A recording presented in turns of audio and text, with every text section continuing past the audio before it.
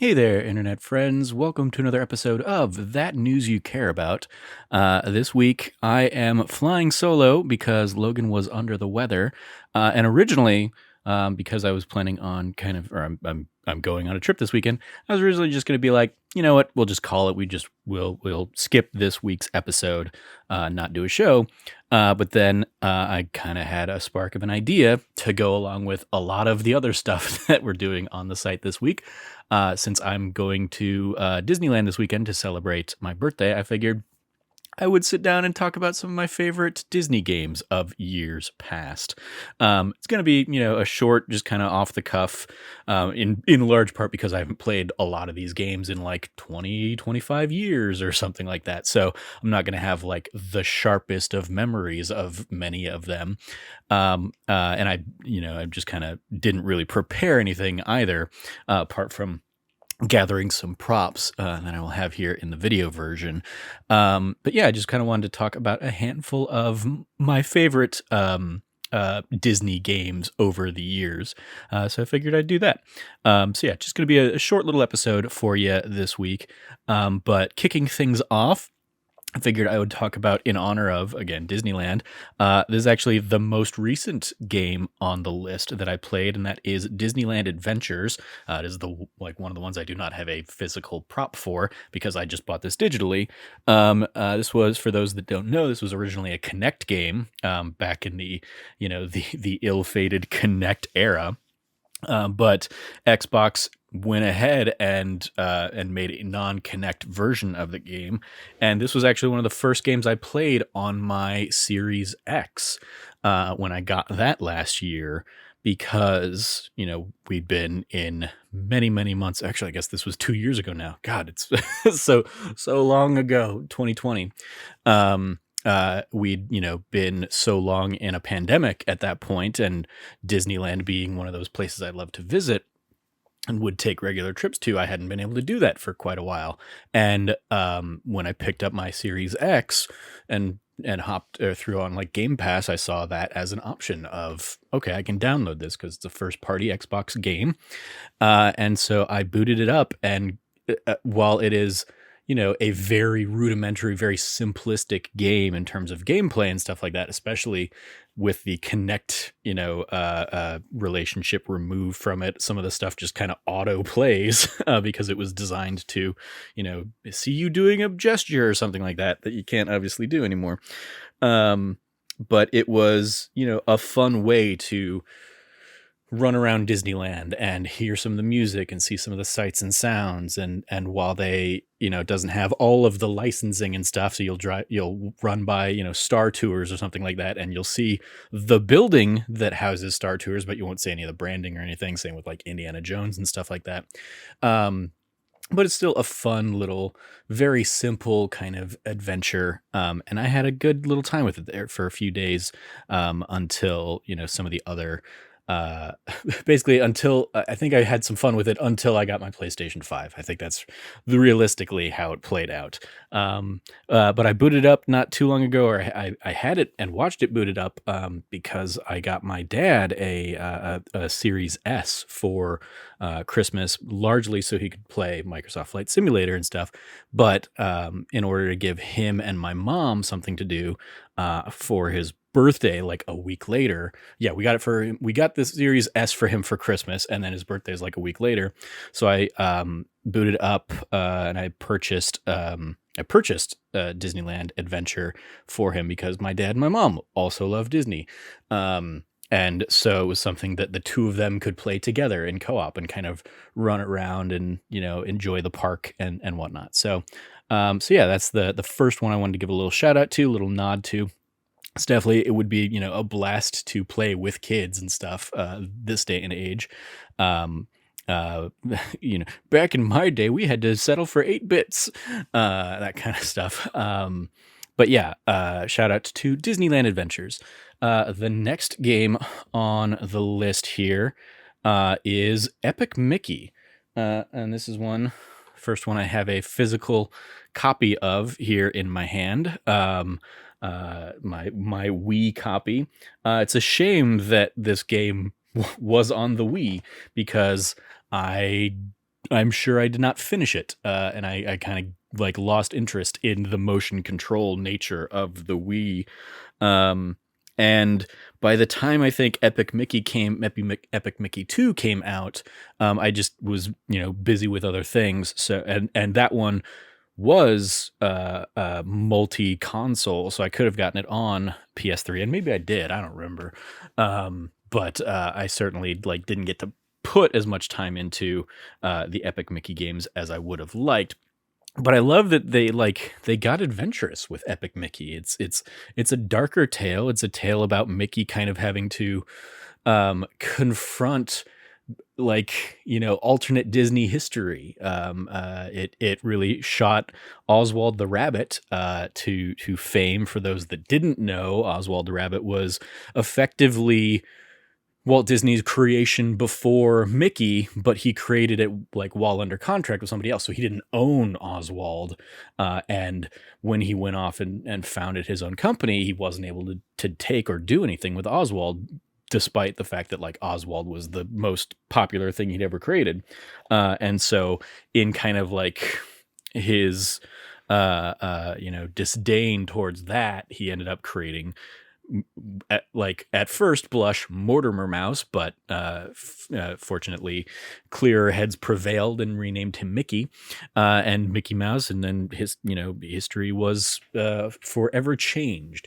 But Epic Mickey was like an interesting kind of like bringing Oswald back into the fold, because at some point the Walt Disney Company would go on to buy the rights back to Oswald and stuff like that. But it was a fascinating thing because I think it brought Oswald into the light for a lot of people, and there's an element of the game that is effectively that. It is Oswald is this like forgotten creation of Disney, and it's all about kind of Mickey having to deal with that and kind of like bring those lesser creations into the light and kind of give them a home. And so yeah, it was a cool novel idea. Again, I wish it would be brought forward, and maybe it one day will, given that Disney seems to be really kind of keen on bringing a lot of these old games back and giving them new life on modern consoles. Shout out John Drake, because I know he's like a very significant cause of that over at Disney these days. And so yeah, I would love to see like Epic Mickey 1 and 2 get remastered, or not even remastered necessarily, just ported to modern systems to be able to play there. I think that'd be a cool fun thing to go back and revisit, versus booting up my Wii or Wii U to try and sit down with the original copy. Up next, there's another one I don't have a prop for, but I have a prop for it. It's just not the right prop. So my next game is The Magical Quest starring Mickey Mouse on the Super Nintendo. And this is one I definitely don't remember like a ton about it, but I remember I played it a ton. And I couldn't find my like actual copy, but I was able to find Mickey Mousecapade for the Nintendo. Since I'm not gonna be talking about that one because I remember that even less, I figured it could stand in here as the Magical Quest. But yeah, the Magical Quest was a platformer of the era, another Capcom platformer, as some of the other games I have coming up will be. For the Super Nintendo, so you got to be Mickey and Mickey, it had like an element of Mario, effectively, where like Mickey could get new outfits, new costumes throughout the game, and they would give him new abilities for the various levels and stuff.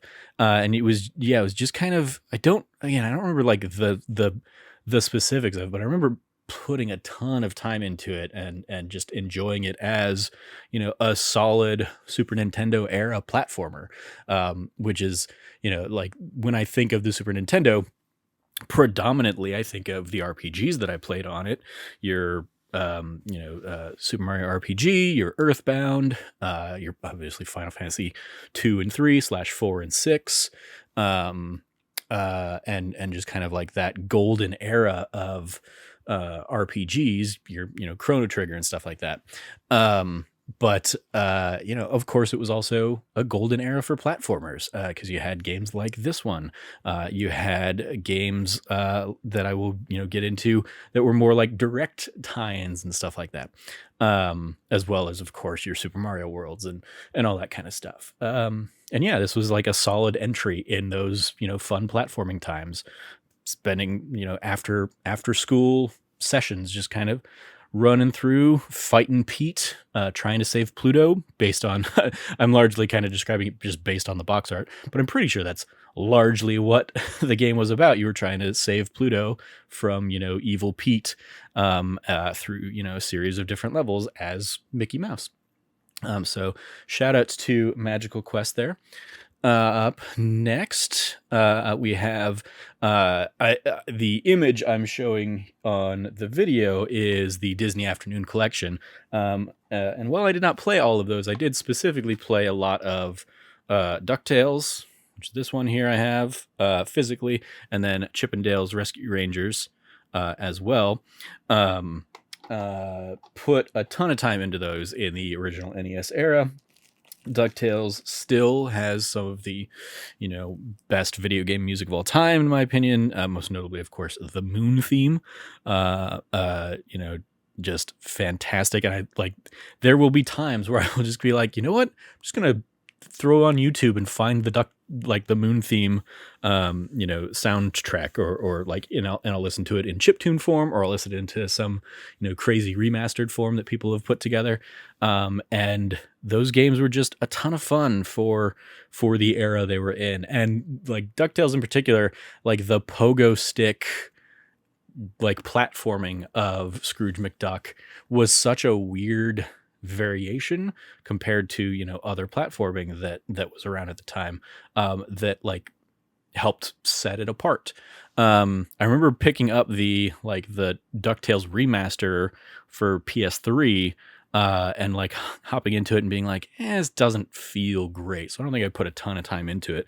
But when I sat down and figured I was going to do this, I was like, the Disney Afternoon Collection is on sale for $5 on on the PlayStation Network right now, so I picked it up, and we'll probably do some Let's Plays of that when I get back from Disneyland in a couple weeks, so or in next week and whatnot. So maybe stay tuned for that. As for like the other games in that collection, I don't think I really put a ton of time. Like, I was never really a Darkwing Duck guy, so I didn't really spend a lot of time with that. Same with Tailspin. And then the other, so there's 6 games in that collection. The other 2 are DuckTales 2 and Chip 'n Dale 2. And I probably played them, but certainly to some lesser degree. And those I do not have in my physical collection. So those are most likely like Blockbuster gets. And I would, pick those up at Blockbuster and play them for a weekend or something. And it's similarly, like DuckTales is the one I really remember, but I do have Chip 'n Dale Rescue Rangers and put a ton of time into it, I'm sure, at the time. But again, this is 30 years ago now when I was playing some of these games, probably. So, they're not exactly fresh in my memory, but it'll be interesting to hop into the Afternoon Collection and see, if any of that like muscle memory comes back for those, or if I just am terrible at them like I was when I went back to Mega Man for the first time in 20 years, a few years back. But the penultimate one here I want to talk about is the Super Nintendo era of the Disney Afternoon Collection, and that is specifically Aladdin and the Lion King. Jungle Book falls in here too, and I do have that somewhere, I think. But I did specifically bring out my Aladdin Super Nintendo and Lion King Super Nintendo cartridges. Now, of course, there's massive debate on whether the Super Nintendo version or the Genesis version was superior. I don't really think I played a lot of the Genesis versions, so I can't really weigh in on that. I played the Super Nintendo versions and enjoyed them a ton.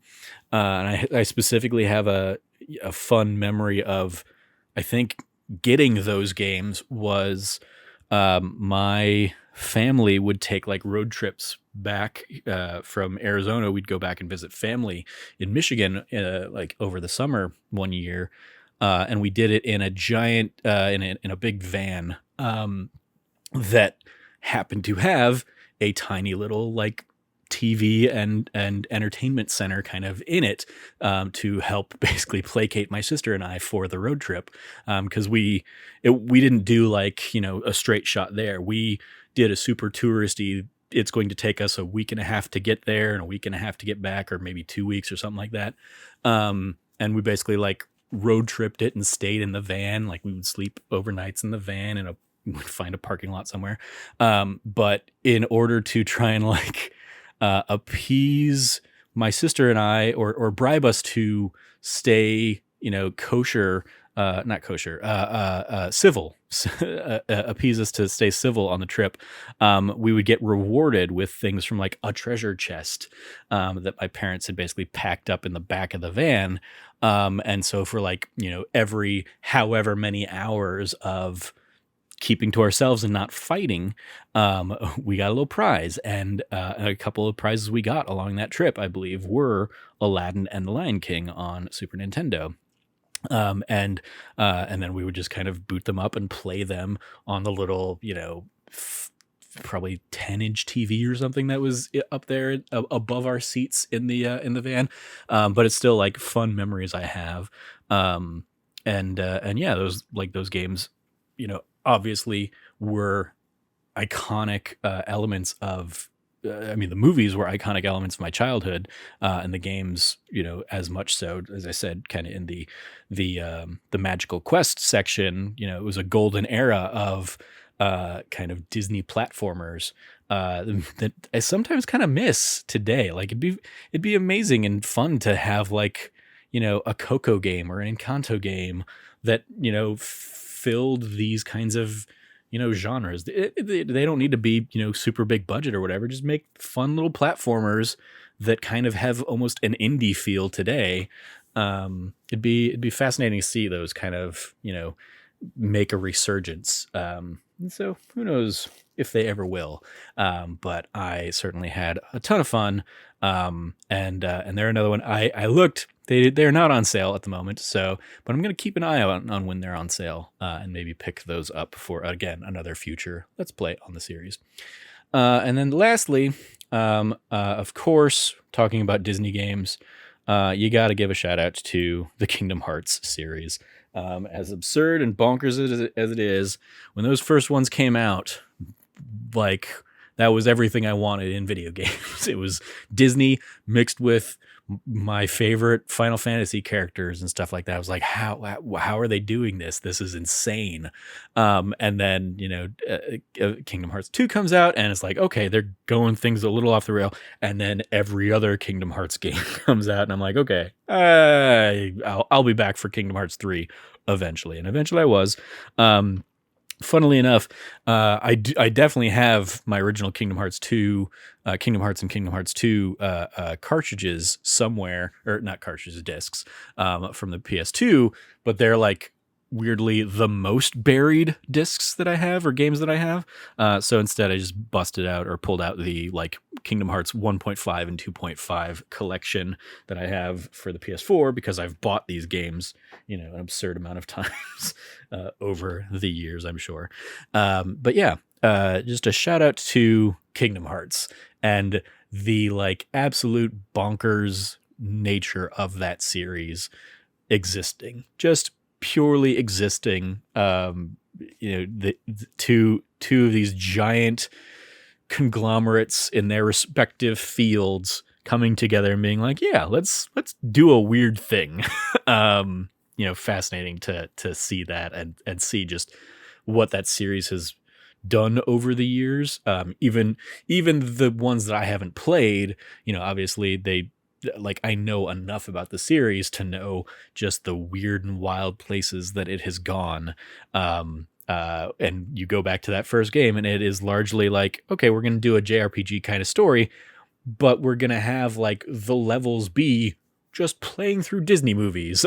And that just being such a weird and wild, concept and idea. And shout out to, Square Enix for making it happen. So yeah, that's those are some of my favorite Disney games over the years in honor of my upcoming Disney trip. I figured, we're doing the Let's Plays are Disneyland inspired this week with Planet Coaster. The That D Plus show on Friday is going to be a Disney behind the scenes, behind the attractions episode. So I figured, sure, if Logan's going to call in sick on this one, rather than skip a week, I'll just sit down and talk about some Disney games for 20 minutes. So that's what we did. So that's going to do it for this episode. Thank you for joining me. You can follow me at Trevor J. Starkey on Twitter. If you follow me this weekend on Twitter or Instagram, I'm sure I'll be posting various pictures and thoughts and excitement from Disneyland. I'm going to be doing a lot of food this time around because they're doing a big food festival in California Adventure. So that's kind of my plans this time, is just to treat myself to all the gourmet options that I can. Yeah, check that out. You can follow all of us over at That Nerdy Site, or go to thatnerdysite.com for all the latest from us. Hopefully we will be back, with a regular show next week. I think Logan's plans the next few weeks are going to be less news centric. Admittedly, those are hit or miss anyway. But in the lead up to our 100th episode coming up, I think we're going to talk about favorite consoles, favorite video game characters. I think is one of the ones that he wants to chat about, and then our big episode 100 is going to be some of our favorite games of all time. Just kind of he and I sitting down and discussing some of those. Stay tuned for that in the coming weeks. That's going to do it. Thank you for joining me for this, little impromptu Disney love sesh here on That News You Care About. That's going to do it. As always, stay nerdy and be good to each other.